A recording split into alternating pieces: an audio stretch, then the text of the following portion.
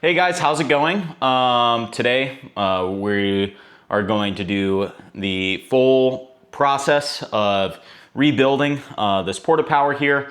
I am kind of doing a couple of different video formats. I'm doing a couple of reels that you can find on my Instagram, and then this is kind of a long format video of kind of the start to finish project.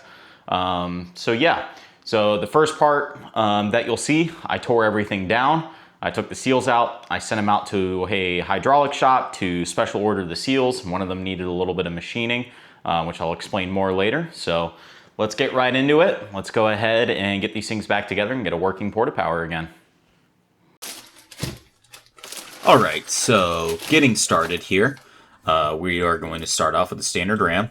Now, as you can see, that new blue seal is a newer seal that the hydraulic shop, he had to remachine the piston a little bit just to fit this newer seal, but it replaces a couple of the seals, as you can see here, that made up the total seal pack, and now it's just one seal. So it's a better seal, it's going to last longer, it's a lot more efficient. All in all, a lot better of a design. It also worked out to be cheaper too, since we didn't have to wait on those other seals to come in on back order.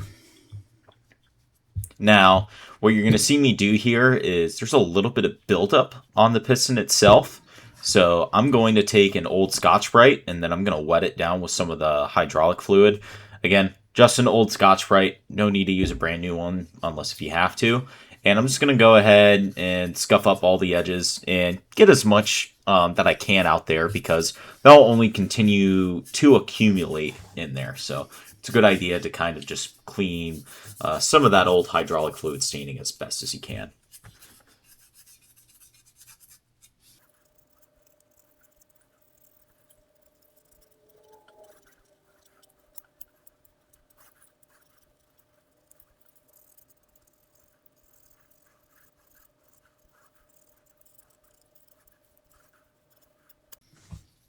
Now, as I'm just finishing up kind of just descuffing and taking care of all this buildup on this piston here, I'm going to talk a little bit about hydraulic fluid. Your standard jack fluid is going to be hydraulic fluid, most likely. Now, before you go out and buy a hydraulic jack fluid or anything like that, if you know for certain who made your Porta Power, try and see if they have a specific fluid recommendation. I believe the hydraulic fluid I used here was like ISO 32, something like that. It worked. I went off the recommendation of my hydraulic guy because I had no idea who made this. I believed it was a Sunex unit, but I had no way of confirming it. So that's what I use for hydraulic fluid, because obviously the reservoir in the pump itself was very low. So that's another thing you're going to have to get for this project, most likely, is some hydraulic fluid.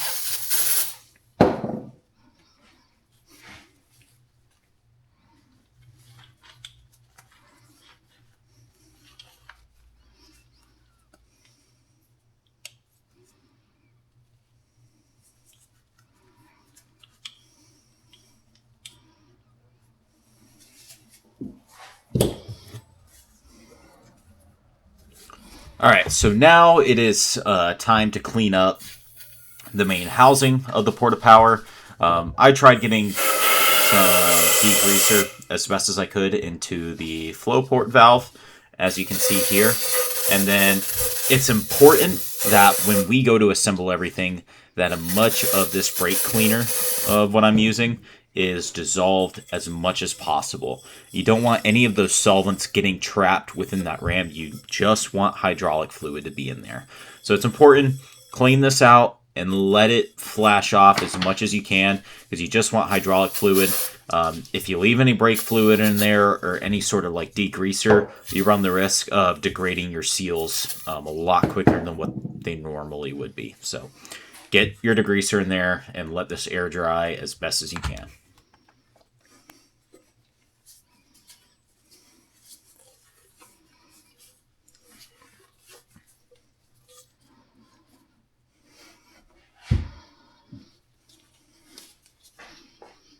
So with our piston and housing just drying it off right now, it is time to prep our flow port valve So, and our machined collet as well that retains the piston going into the housing. This, you just basically want to make sure that the threads are clean. Also make sure that the female side threads of the housing are clean as well, just so you have a nice square fit.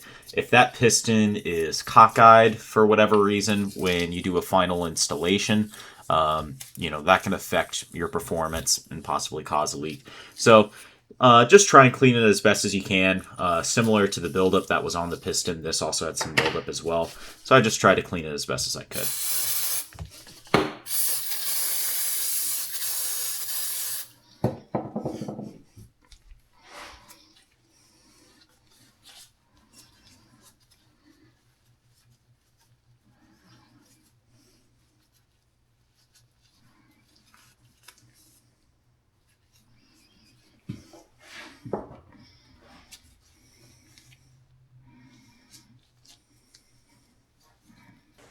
All right, now with our machine collet cleaned up and ready to go in, I'm just going to try and get as much Teflon of the old Teflon tape off of the flow port valve that I can. And then we're going to go back with keyword yellow Teflon tape since it can stand up to petroleum products and the works.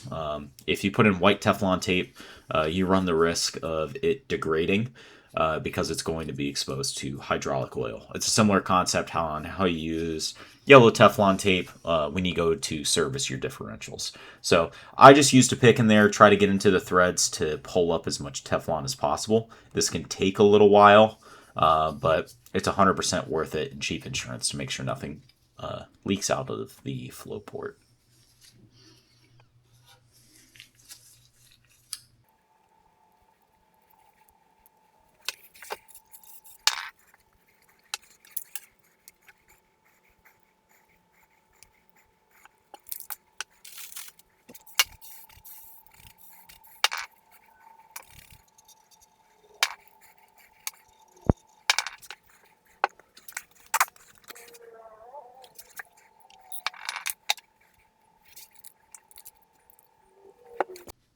All right, so now that we have all of our parts cleaned up and ready for reassembly, just about ready for reassembly, it's important that we do not forget our snap ring that retains the seal to the piston. So again, grab your snap ring pliers, go ahead, get that installed, and try and get it seated as best as possible. Mine wasn't 100% seated like it used to be since the seal pack was a little bit different, but I was at least able to get it to where I was confident that it would retain the seal under any pressure.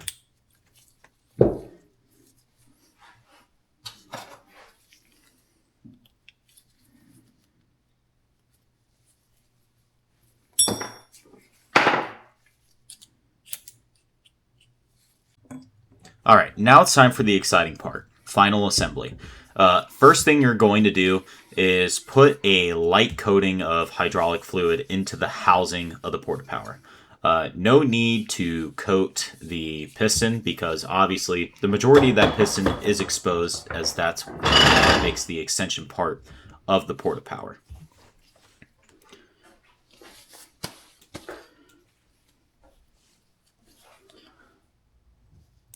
And then we are going to insert the piston. And while we are inserting the piston into the housing, it is important that we look through the hole that allows us to put the screw into the internal thread of the housing. And we basically make sure that we have the hole of the spring lining up to there. Now, there's a little bit of a gap in footage because I actually made a mistake. It's important that instead of putting the screw into the spring first, that we put the machined collet in the housing first. If you try tightening the screw, which I did the mistake of doing first, it's essentially going to put pressure onto the piston, and it's going to be very hard to make sure that everything is centered. This is a very important part here to make sure that the piston is centered with the collet. So it's going to take a little bit of time. To help get some of the threads started, I was able to do it by hand first, but as you can see eventually here, I have to go ahead and grab my hammer and punch, and then I slowly use my hammer and punch until I can start hand tightening it, and then once I can't hand tighten it anymore, I'll go ahead and use the hammer and punch again. And I do that until the collet is fully seated.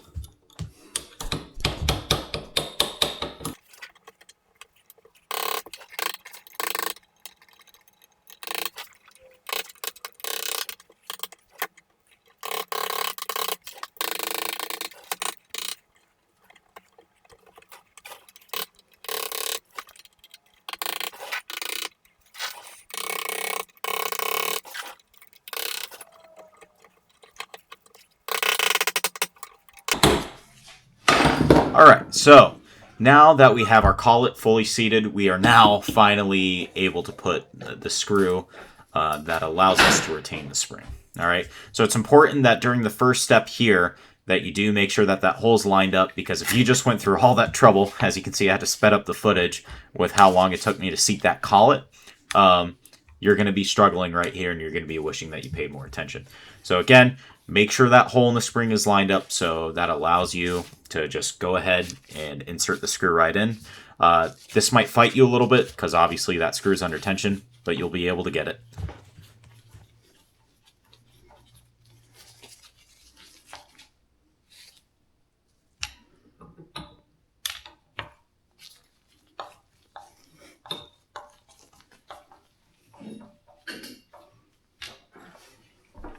Now that we have our screw inserted in the spring, the final part that we need to put on is our flow valve. So super simple here. I believe I made the mistake originally of putting the female in that connects the hydraulic hose from the pump the opposite direction first. So you have to flip it around, make sure that you have the correct threads going up. So your hose can actually connect to the flow valve here. Now just go ahead and tighten it down. I am sure there's a torque spec somewhere out there that's a proper torque for it, but I just gave it a good cinch down here, so the likelihood of this leaking from all the hydraulic pressure goes down. No need to put an impact on this, just give it some good hand tightening. Alright, congratulations. If you've made it to here along your project, you now have your standard Porta Power ram here fully rebuilt. Before we move to the next one, just go ahead, connect everything up, and let's go ahead and give everything a test. I don't have a pump handle, so I just use one of my Porta Power extensions. Maybe I'll make one, maybe I won't. We'll see. So just go ahead, give it a test. The performance on this test wasn't 100% there because I did not top off my Porta Power reservoir or bleed it of any of the air that remained, but I'll show you at the end of the video how to do that.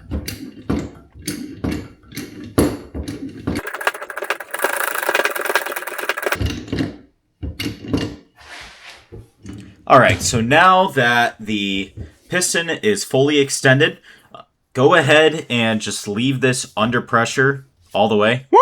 Quick bout of excitement there because you just fixed it. But go ahead and leave everything under pressure for a couple of minutes during some of your first tests. Again, this didn't retract all the way because there were some big air pockets with the reservoir being empty as it was. So leave it under there for a couple of minutes, fully extend it out, make sure there's no leaks, and we're ready to go to the next one.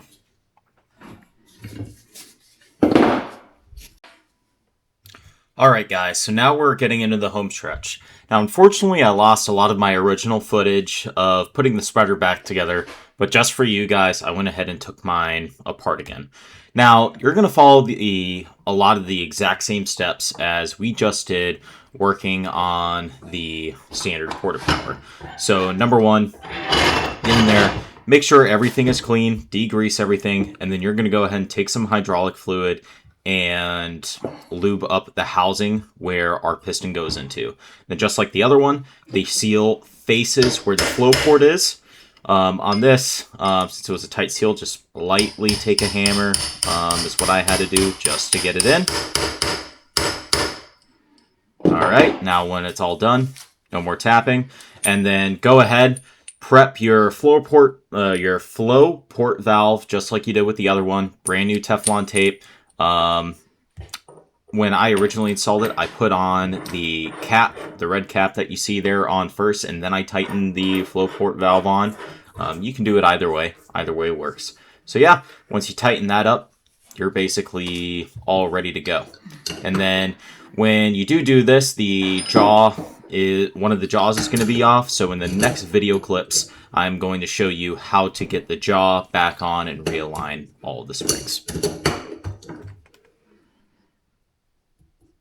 Just tighten up the red cap that you see there till it's nice and snug. Again, I'm sure there's some sort of torque spec out there. I was able to use a very large socket that I had last time to get tightened up, but just tighten up till it's snug, and to where it doesn't leak any fluid.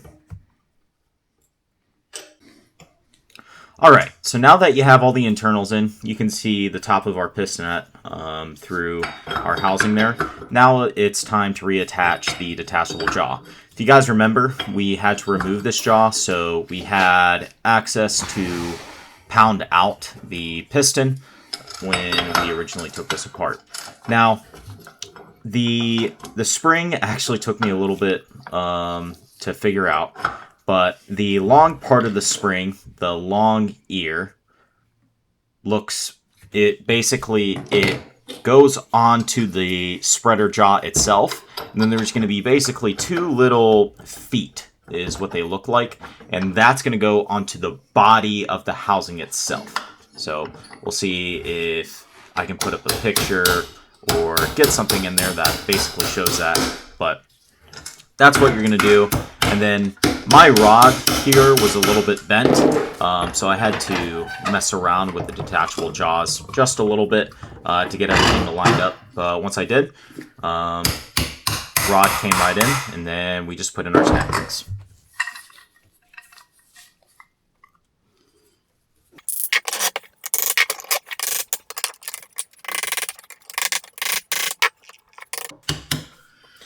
Alright, so that shouldn't be as difficult for you guys as long as your pin that secures the jaw to the housing isn't bent. I'm sure at one point in this Porta Power's very big service life, it was probably pushing damage that was way too much for it. It was probably pushing some ultra high strength steel or something like that. But there's two snap rings that go on either side of that pin. You just go ahead and install those, and you're done. So now we'll go ahead and get everything connected, and then we're going to go ahead and pump this thing up and see if it leaks.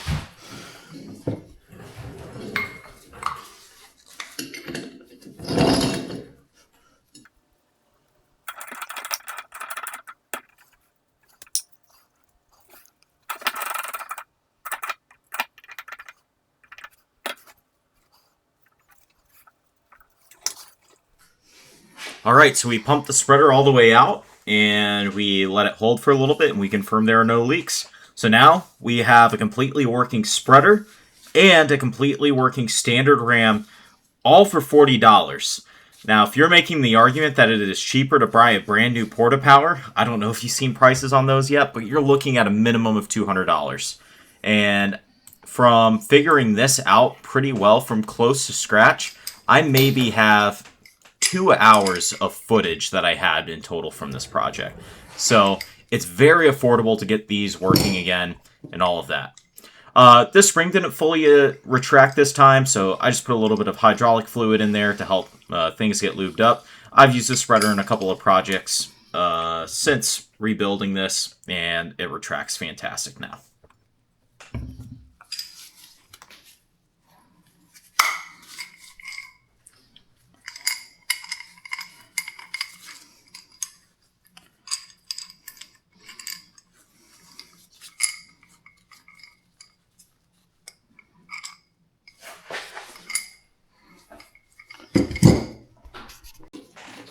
Alright, so even though we have both of our Porta Power rams rebuilt now, there is one last step that we need to do, and that is go ahead and top off our reservoir.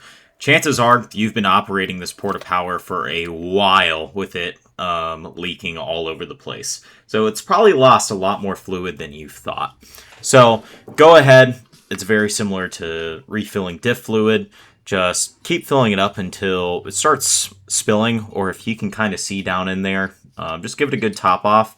I was able to bleed out the air in this off camera by essentially pumping with one of the rams attached, basically pumping the reservoir with this fill screw off, and that took out of any air in the system. I'm sure if there's a hydraulics expert, there's probably a better way to bleed it, but that took care of a lot of the air bubbles I was experiencing during operation. Now, with some of this final footage that I have here of doing the final test on the Porta Power ram, I just wanted to recap what we did in the project. So in the first video, in part 1, we completely disassembled both parts. Now, we got the parts stripped down to their bare bones, and we took everything with us to the hydraulic shop so they could take the necessary measurements to get the seals that we need. Alright, so after we did that, we went ahead and reassembled everything, lubed everything up with hydraulic oil, and we're ready to go again. Again, like I said earlier, this project cost me $40 from the hydraulic shop and another $10 in hydraulic fluid that I already had. So, again, you can buy a brand new Porta Power for $200, or you can spend about 2 hours going ahead and repairing. And that was 2 hours that I spent not knowing fully how to do this. With this video, you're probably going to be able to do it quicker. So, work out what your flat rate time is and what you make per hour, guys, and you can make the justification to repair it instead of replace it. So with that, guys, you can see some footage here of me bleeding it out like I described earlier. But with that, thank you for watching this little mini-series on how to rebuild your Porta Power. If you have any questions, feel free to drop them in the comments. I'll do my best to answer them. Or I'm sure there will be some hydraulics expert or maybe another older body man that's done this that can answer some questions for you. But with that, thank you so much for checking out my channel, and be ready for some more content to come. Till the next one, guys.